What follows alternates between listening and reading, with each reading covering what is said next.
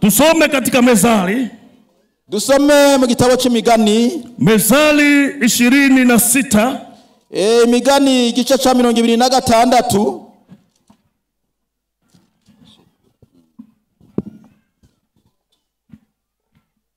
Mezali 26 na mstari wa 20. Igitabo cy'imigani igice cya 26 ku murongo wa 20.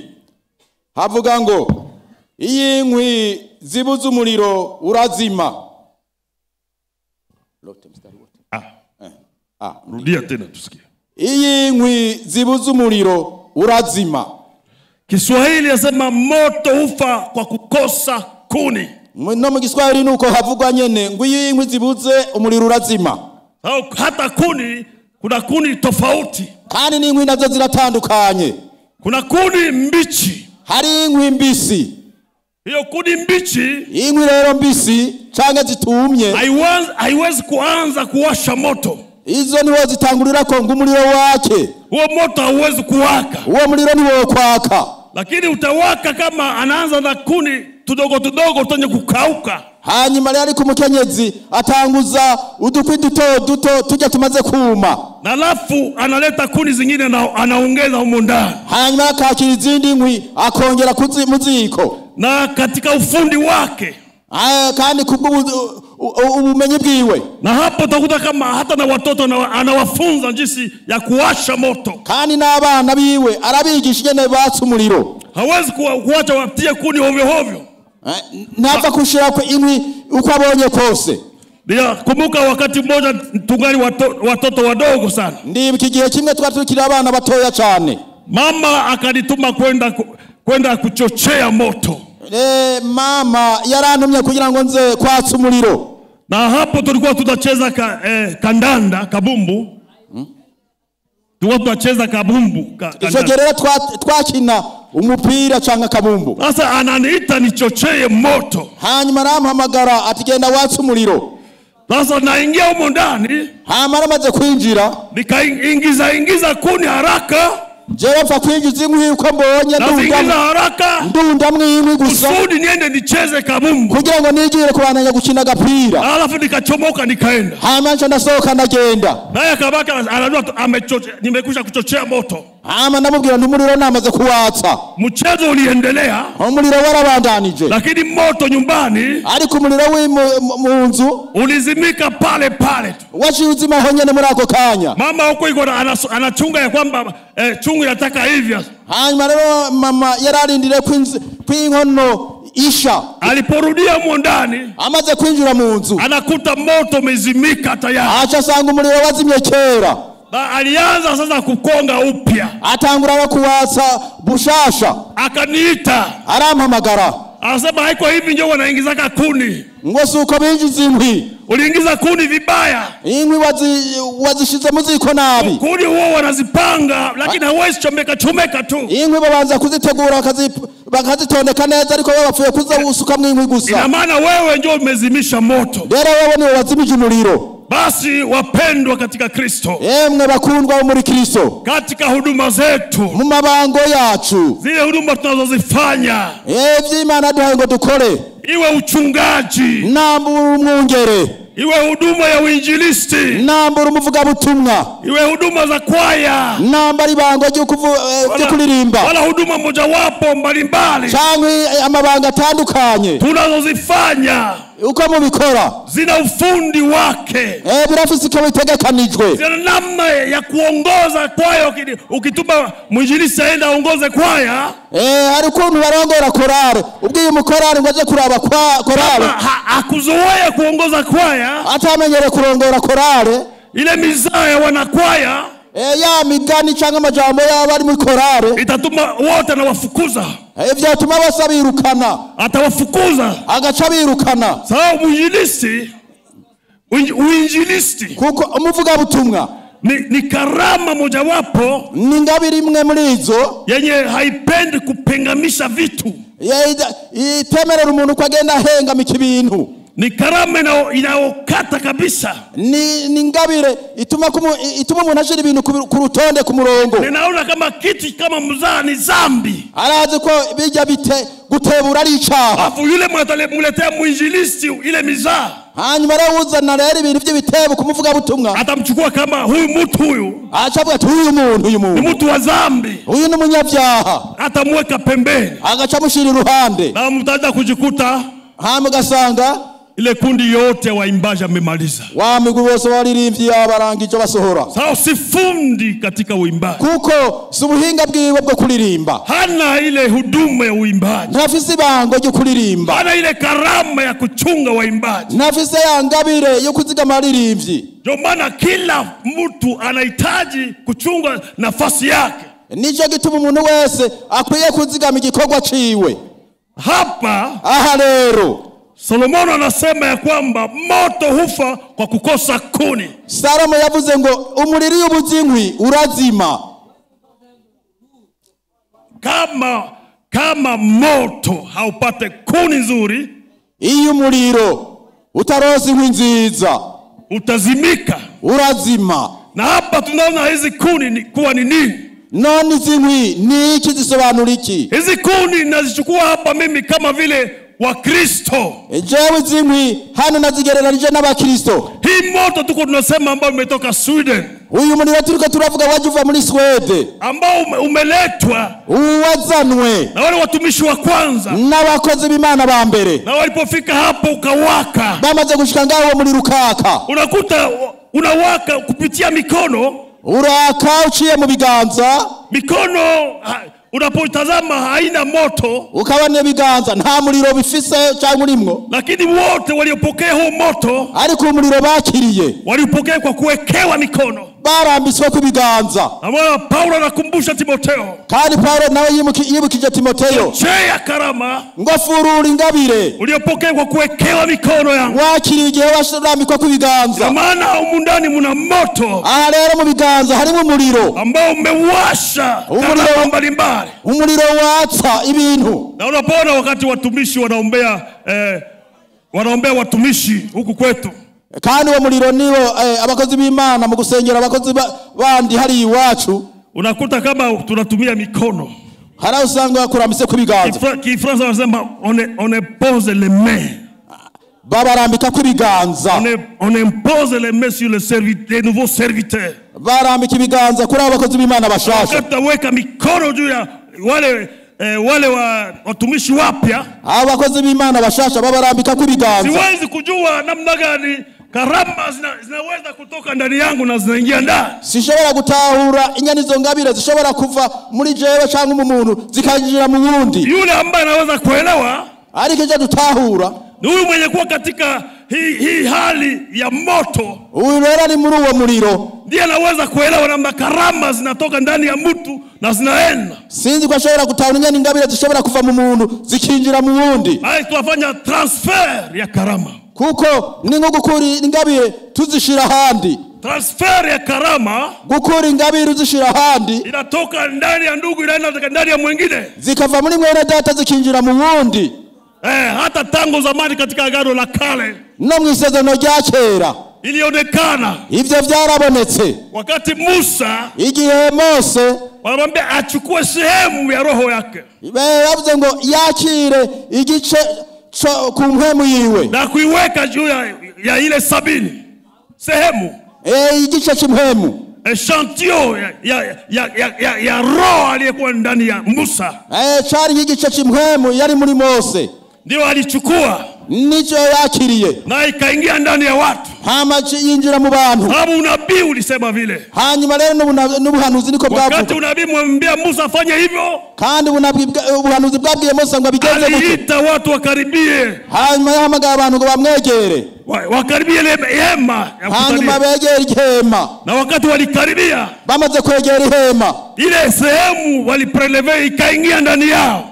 Ico gice cy'impemu cyari muri bo cinjira muri bo. Wakaanza kusema kwa lugha. Batangura kuvuga mu ndimi. Na kulikuwa wengine wawili walifichama katika kambi. hariko hariho babiri batari muri abo bari bagumye ahantu banyegeye kwa pale aho bari nabo nyene walikuwa wamefichama aho bari banyegeye lakini huko kambini ariko hari ubwo buhanuzi walianza kutabiri nabo batangiye kuvugishwa na watu wenye wivu hamara abanyeshari walikimbia baravuga kumwambia Musa baza kubwira Mose fulana wako wanatabiri huko kambini ngo hariyo nabo nyene bavugishijwe babandi uje wende kuwazimisha genda ubazimye niba banage kuvuga Musa anamwambia mna wivu juu yangu Mose arabwira ati nukungirira ishari naonekana mnakuwa na wivu juu yangu ngo nukungirira ishari kama ingewezekana watu wote wa Mungu abantu bose b'Imana watabiri bavugishwe Bwana pewe sifa mwama habwe icubahiro kama ingewezekana birashoboka sote tulio hapa twebwe twese turi hano tutabiri tuvugishwe sawa hiyo ni moto kuko n'umuriro hiyo ni moto takatifu n'umuriro wera ni moto ambayo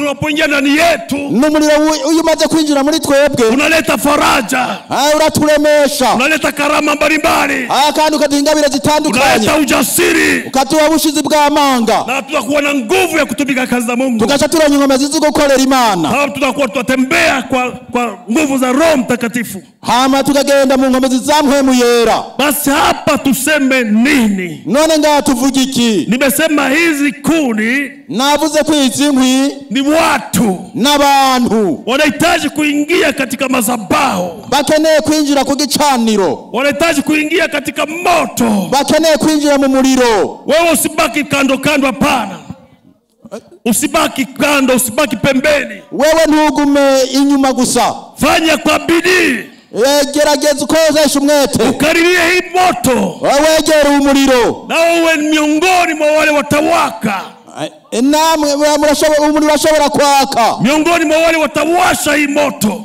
abantu bamaze gutahura uwo muriro basi kwa kumaliza mu kurangiza tunasoma Mezali ya 18 mstari wa kwanza tu tugiye gusoma igitabo cy'imigani gice ca 18 ku murongo wa mbere ni pale tutamalizia ano tugiye kurangiriza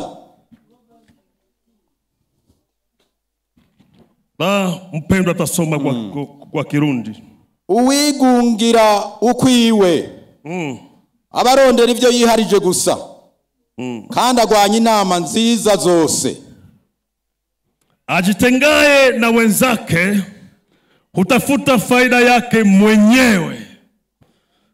Hii ni hali tunakuta mara nyingi kwa watu ambao wamekwisha kujaliwa kupata hii moto. Ibi nivyo dukunda kubona ku bantu bagira ubuntu n'Imana bakuzura uyu muriro. Hii hali tunaikuta kwa watu ambao labda amepata hali yake nzuri, labda amepata hali nzuri ya kimaisha. Kumuri bikunda gushikira abantu bashoboye kugubwa neza mu mibereho yabo cyangwa mu buzima bwabo. Alikuwa naomba na wengine, yahora asengera hamwe n'ubundi, alikesha na wengine, bahora batera mijoro basengera hamwe n'abandi. Mafanikio ya maisha ariko amaze guhezagirwa mu vy'ubugingo inamleta kusahau pale alianzia, bigacha bimutera kwibagiraho yatanguriye, na anakuwa na hali ya kutafuta kujitenga. Hama gacarondera inyene yisobanura canke itandukanya n'abandi. Asema hapana, mimi siwezi nikaende tena na hawa. Ate ya jewe sinyikwiriye gusubira kwicarana naba. Hii hali inapokuwa kubwa zaidi, unapoona kama umekwisha kupanda sana, hanyuma rero ibi harabibandanya ugacabika gutera kubona kuba amaze kuba umuntu mukuru cyane. Unapokuwa na moto nyingi sana, ufise umuriro mwinshi cyane, Biblia inasema unaweza kudharau watu wengine, watumishi wengine unaweza kuwadharau. Biblia inavuga ko ushobora gukengera abandi, ugakengera n'abandi bakozi b'Imana ngawe. Kama wewe kwa mtu wa kiroho kuliko wengine. Kuko wewe kuri umuntu w'imwemu cyane kurusha abandi. Panda kabisa. Waduze by'ukuri. Unaona wengine wanakuwa chini yako. Abandi bakiri munsi yawe. Hii hali inaweza kuletea jaribu. Ivyo birashobora kugutera amageragezwa. Na inaweza kuzimisha hii moto. Kandi birashobora gutuma n'umuriro uzima. Moto ilikuwa ndani yako, umuriro wari muri wewe, na watu walikuletea sifa nyingi, kandi abantu baragushimagiza cyane. Hizo sifa zinapokuwa nyingi, shigwa hejuru cyane, na unaanza kuona kwamba ni wewe tu, wengine Hawaoni kama ni watu tena. Hanyuma rero babandi hakagera igihe utakibona ko ari abandi bantu bakwiye. Kama utaona kama si watumishi tena wazuri.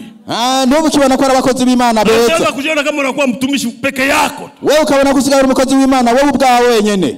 Basi hii hali ibi rero ya kuona umepanda kabisa, byo kuona kumaze kuduga by'ukuri kwa kilele uko juu, kuri hariya mu hejuru mu kirere, unaweza kukuletea jaribu, birashobora kugukwegera igeragezwa. Basi kwa watumishi wa Mungu tu, kandi si kwa abakozi b'Imana gusa, si wachungaji tu, si kubungere bonyene, si wazee wa kanisa tu, si kubazezwa shengera bonyene, kwa wainjilisti tu, si kubavuga butumwa bonyene, kwa waombaji tu, si kubaririmbyi bonyene, si kwa watu wa karama tu, si kubanyengabire bonyene, ni kwa watu wote. Ivyo bishobora gushikira abantu bose. Hizi karama zinapoingia ndani yetu, izo ingabire zinjira muri twebwe, zinahitaji kulelewa, zikeneye kuregwa, zinahitaji wachungaji, zikeneye abungere wenye wanaweza kuzilea, abashobora kuzirera, wazilee katika hali ya Kikristo, bazirerera muri Kristo, kusudi karama yako kugira ngo ingabire yawe ambayo inaonekana ndani yako yamaze kuba muri wewe isije kakuangushe, nitume ugwa.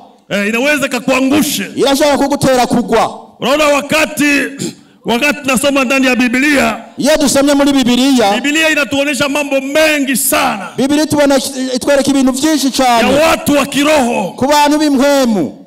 Samuel akiwa mtoto mdogo katika hekalu, igihe Samuel yari akiri umwana mutoya mu ngoro, na sauti ya Mungu inamfikia, ijwi ry'Imana ryamujeko, aita Samuel. Linamagara ngo Samuel. Samuel hayawahi kusikia sauti ya Mungu. Samuel yari bwigere yumva ijwi ry'Imana, lakini anasikia kuna mtu anamuita, ariko yumva umuntu amuhamagara. Samuel anasimama, Samuel acarahaguruka, anasema hapa hekaluni tuko watu wawili tu. Ati ngako mbona turi abantu babiri gusa, tuko wawili, turi babiri. Tunakimbia kwa Eli, acagenda yiruka kwa Eli, umeniita? Tuwampamagaye. Eli akasema hamna. Eli aravuga teka sinaguhamagaye, mimi sikukuita, jewe sinigeze guhamagara, nenda kalale tena, genda wijamire. Na Samuel anarudia, Samuel asubira inyuma, anatulia, aratekereza, anaitwa mara tena, arasubira arahamagagwa, Samuel. Hayajua anaweza kujibia namna gani, ntiyarazi n'ingene yoshobora kwishura, ntavyo yarazi na boro. Kumbe tunahitaji wazee, turakeneye abantu b'abakurambere, wale walitangulia katika huduma. Imana yahaye amabango y'ibikoko kuelekeza kugira ngo barongore namna tunaweza kuchunga hii moto, ingene twoziga mu muriro. Au karama ni moto, kuko ingabire n'umuriro. Karama isipochunguzwa, ingabire yitihwejwe, inaweza kuangusha kanisa nzima, irashobora kugwisha ishengero ryose, likaanguka, likagwa. Na watu watajiuliza limeanguka vipi? Mukibaza ati mbega ishengero ryaguye gute? Hakuwa mzee, mbega nta mukurambere cyangwa ishengero yarimo, nta murezi yarari ngaho hantu. Wale wenye kuwa na huduma, abafise amabango za kiuchungaji, y'ubwungere, wale wa kuchunga karama, babandi bazigama ingabire, wanapokosekana kanisani, iyo babuze mu ishengero, moto inapowaka kwenye waombaji huko, umuriro yumaze kuba mu basenzi hariya, na ikose wachungaji wa kukesha, hanyuma ikabura abungere baterama, inaweza kumaliza kilima yote ya Kayogoro inalunguza. Ishobora gutuma umusozi wose wa Kayogoro abaho bagwa. Kini Eli anamwambia, ariko Eli arabwira, aravuga, mara hii rudi, ati subiri nyuma. Unaposikia Samuel, na umusibuvuga ngo Samuel, useme mimi hapa. Ukuva usubiye guhamagara ngo Samuel, tuvuga tundi hano, mtumishi wako anakuwa hapa, ati je mukozi wawe ndi hano, niko tayari kusikia yale utaniambia. Uvuga ivyo wateguye kumbarira. Samuel akaenda kulala. Samuel achasubira kuryama. Hapo nalala Samuel. Amaze kuryama yumva jazwi riragatse ngo Samuel. Sauti kadogo. Hapa mtumishi wako, ati je mukozi wawe ndi hano, tayari kusikia, niteguye kumvisha umbwira, nataka kunambia, ndashaka kumvisha ushaka kumbwira. Haleluya, Mana ishimwe. Wakati Samuel alisema hivyo, igihe Samuel yavuga iryo jambo, Mungu akamwambia ujumbe, Imana ikimubwira ubuhanuzi ambao alitaka kuambia watu wa wakati ule. Yategezwa kuvuga ico gihe, alimwambia habari zake, habari zake, yamubwiye ivyiwe, na akamwambia habari za Heli, kandi abwirwa n'ivyaye, habari za watoto wa Heli, kandi abwirwa n'ivy'abana baye, habari zote akawa amezitoa pale. Hama rero izo nkuru zose acazimenyera ngaho, na wakapata kuelewa ni nini, hanyuma batahura isobanuro yavyo.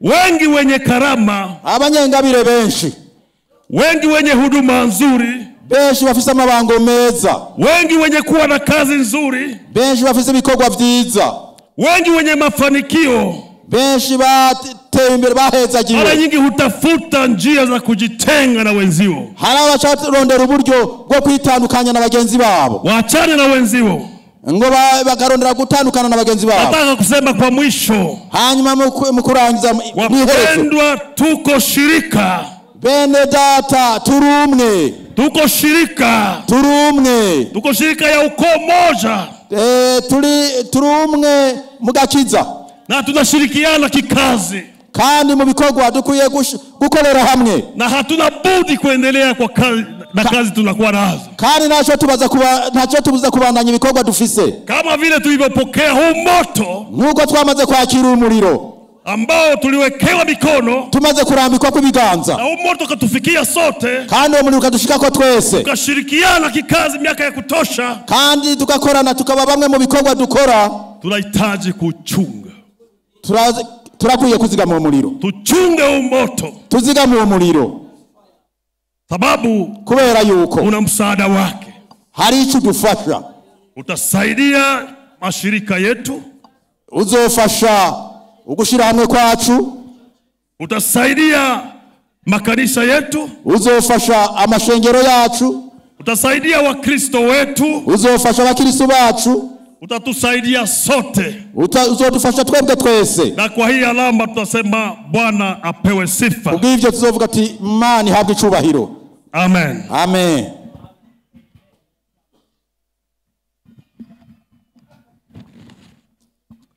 Tunamaliza. Turarangije.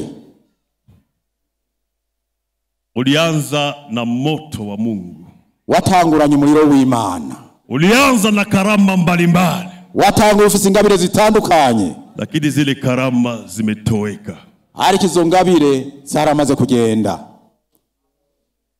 Ulianza na huduma, watangura ufise ibango kanaka, huduma nzuri, ibango ryiza, huduma ambayo imependeza, ibango ryari ribereye, lakini leo ariko uno munsi hiyo huduma yako, iryo bango ryawe imepungua, ryaragabanutse.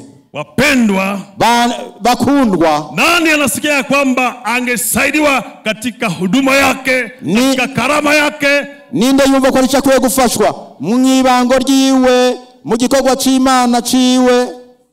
Sababu tutaenda kuomba Mungu, kuko tugiye gusenga Imana. Na kama unajisikia kwamba ungepata msaada, niwumva rero ko arico ukeneye gufashwa, msaada ya ile karamu unakuwa nayo, imfashanyo kuri iyo ngabire ufise, msaada wa ile karamu ile huduma unakuwa nazo, imfashanyo kuri ya mabango cyangwa ibikorwa ufise. Tunakuwa na wale walitutangulia katika kazi, hari abatwitangiye imbere muri ibi bikorwa, wako pale kuwa msaada kwetu, bariho kugira ngo batubere imfashanyo. Na kwa hiyo unakaribishwa, nico gituma muhawe kaze. Kama uko hapa uje, namburi hano ushike, ufike upate msaada, ushike uronye imfashanyo, msaada kimashauri, uronye imfashanyo mu maboko hapa. Abo bakurambere bari hano, unasikia hiyo sauti kila leo, namba wumva ijwi uno munsi, lakini haujajua bado namna utaitikia hiyo sauti, ariko ntuzi nyene ushobora kwitaba iryo jwi. Uko unajiuliza nitasema nini? Harabubaza ati mbega nzovuga iki? Kuna ufundi, hariho uburyo, kuko ufundi katika kazi, hariho nyene bikorwa. Karibia kaze madhabahu imewaka moto, kugicanira umuriro uri kuraka, moto upo, umuriro uriho. Pale zamani tulikuwa na moto, watu walichunga moto kwa ile miti kubwa kubwa, walijua ile ya kuchunga moto. Kera abantu bagerageza kuzigama umuriro, bagakoresha ibiti binini binini ngo bibafashe kuzigama umuriro. Kule kwetu tulita kivumo, hari iwacu bavyita kivumbiko.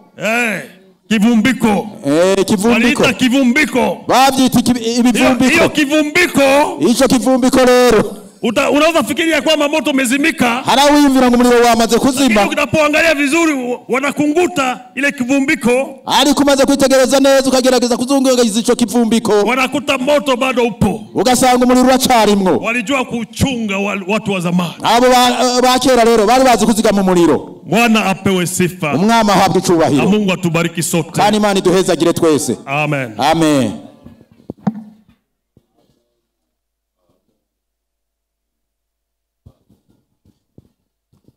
Turakwiteze Yesu ngwino duhe zagire tuzuze mwe muwawe nta kindi cyo duha. Shengero ry'Imana mumfashe turirimbe. Turakwiteze Yesu ngwino duhe zagire tuzuze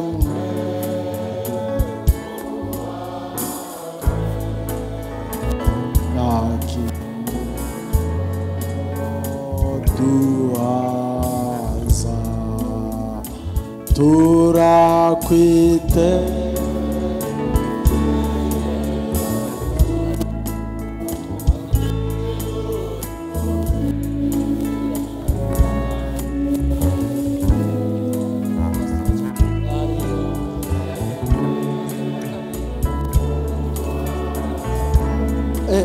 Pastor abandi nibaje harya nibinjira ngo ja mufuka. Mwami wacu Yesu ngirishengero ryawe rishagaje ino hariyo murashobora gushika hariya imbere yose mugafukama. Nimufukame mu nzira. Turakwiteze Yesu ngwino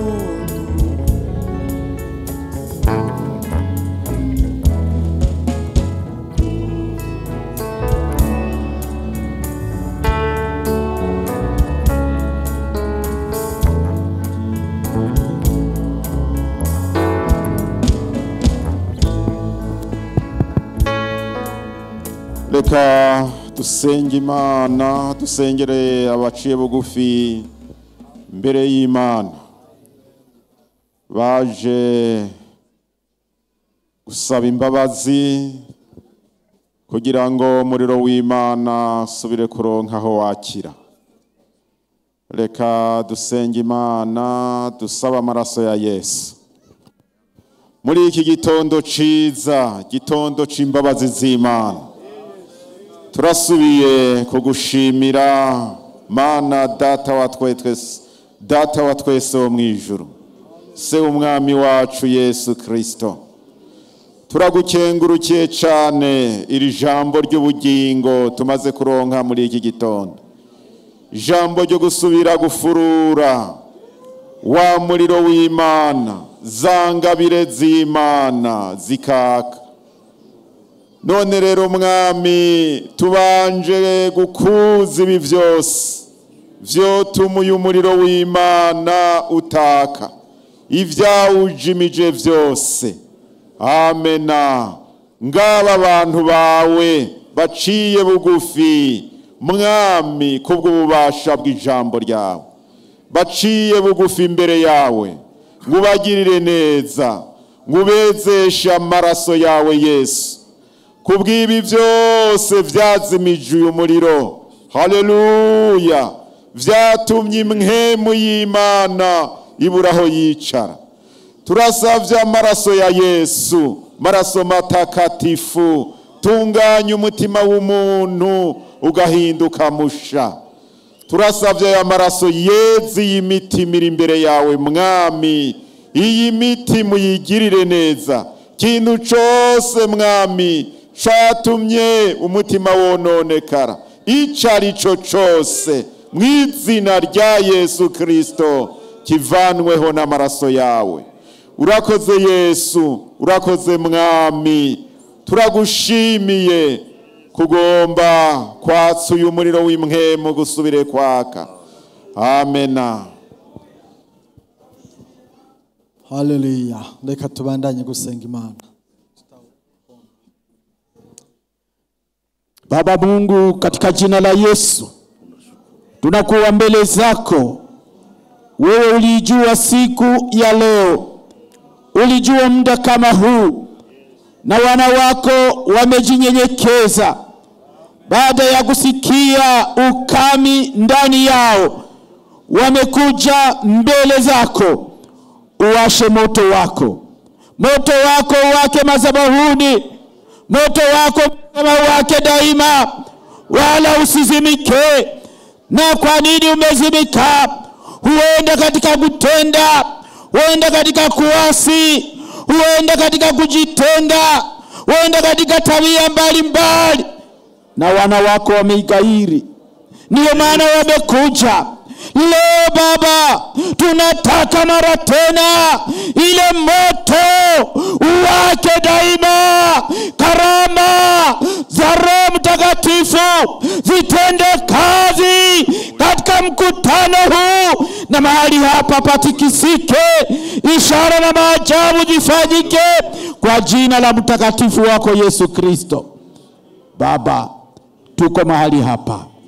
Acha lugha zishuke mahali hapa, madhihirisho ya Roho, tusikie uwepo wako.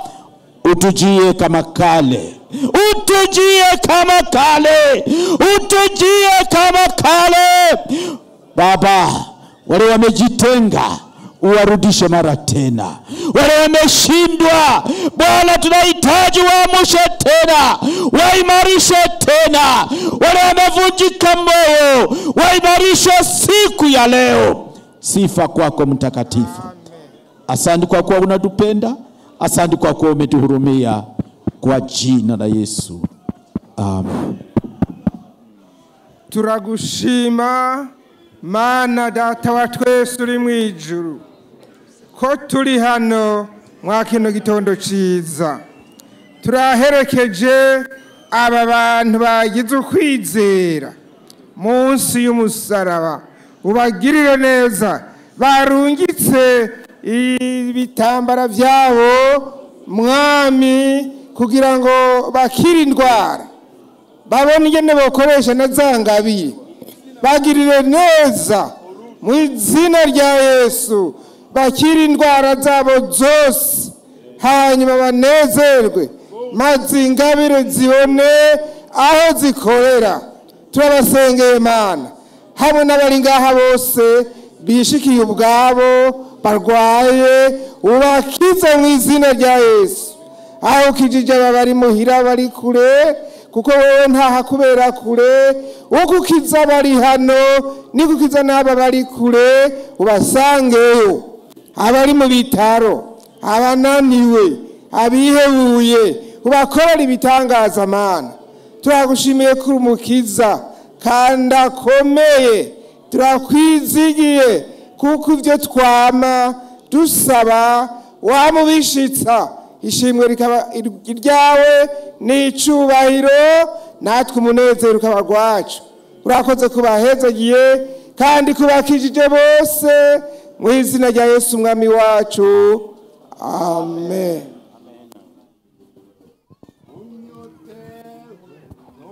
Suka kwa mazi nimigezi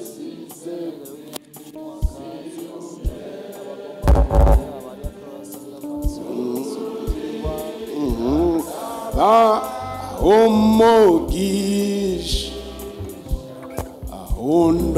undondela wesa arambona. Hanyuma abafise inzara n'inyota ya mpwemu w'Imana bahagarara aho bari, n'abarwaye n'abafise ibibazo, umwungere w'Inyanzarake arabasengera. Mana data wa twese, iki gitondo turaguciriye bugufi, turakunamiye, uri gitangaza kandi uzokwamura igitangaza. Reka ushigwe hejuru, reka izina ryawe ryamamare. Amen. Reka izina ryawe rishigwe hejuru. Turagushimiye kuri Imana itabesha, Imana yavuze mu kanwa ka Yoweri ngo mu gihe cya nyuma, igihe cy'imperera, nzosuka mpwemu wanje ku barinda umubiri bose. Turasengera aba bantu bahagaze bagaragaje mu mitima yabo ko bumva bafise inyota n'inzara yo gushobora kuronka mpwemu yera.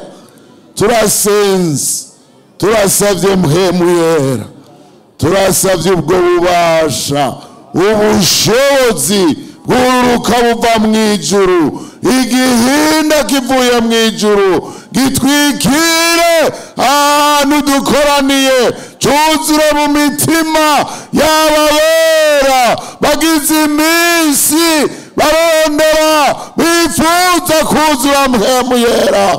Abigishwa haleluya bamara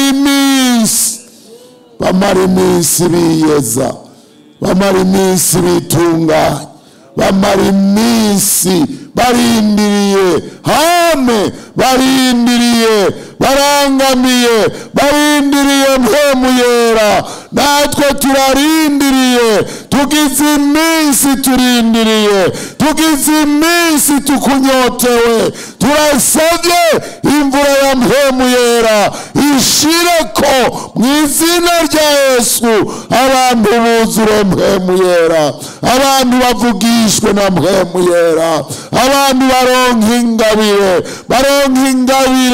ingabire ya mpwemu yera, abantu baronka ivyamwa vya mpwemu yera mw'izina rya Yesu. Kaze mpwemu yera, kaze mpwemu yera, kaze muri iri shengero, kaze umuriro reka waki,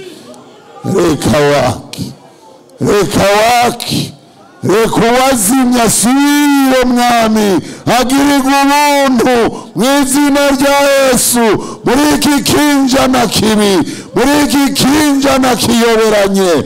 Turasabye umuriro w'Imana, umuriro wa mpwemu yera, umuriro ukiza indwara, umuriro ubohora, umuriro uzana ineza, umuriro w'Imana niruruke, wongere wake muri bose, wake mu bakozi n'ishengero, umuriro w'Imana watate. Turagushimiye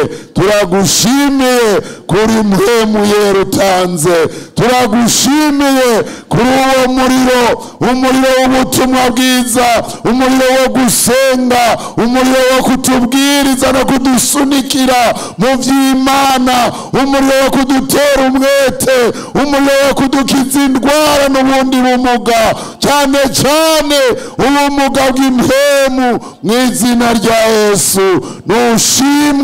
Nushimwe mpwemu yera, turagushize hejuru, turakubashe, turakengurutse. Nushimwe kubikoze, dusenze mw'izina ry'umwami wacu Yesu.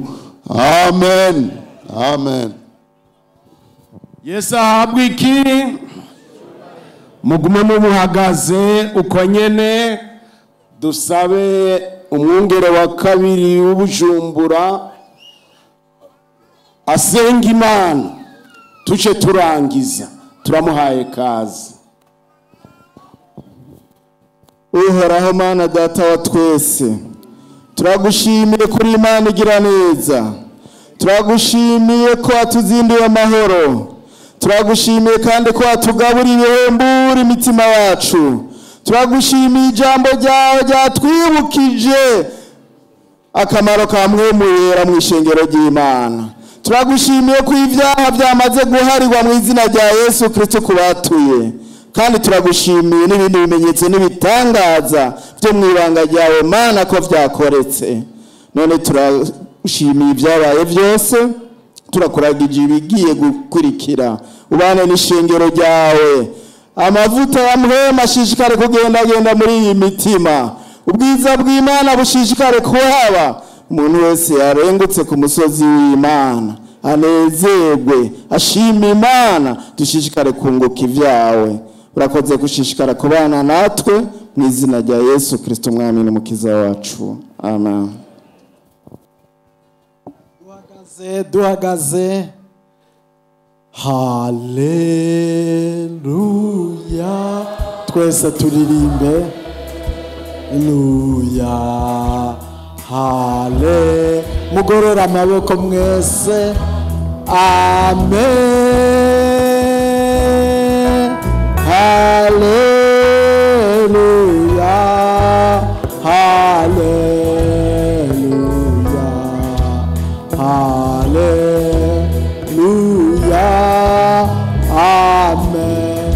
Twagira tubamenyeshe ko mutogira kure muja, kuko saa 3 korali zizoba zitanguye, kandi bishoboka ko hari abaje bashasha biyanye. Nguko ijambo ry'Imana rimaze kutubwira, urakeneye kurongorwa, ucuza wiyandikishe bagufashe mu nyuma uzorongorwa uburyo woshika kukwihana kukuri, kukubatirizwa. Icyo nico twagira tubabwire. Muruhukane amahoro y'Imana, muruhukane amahoro y'Imana. Ariko saa 3 korali zizoba zitanga.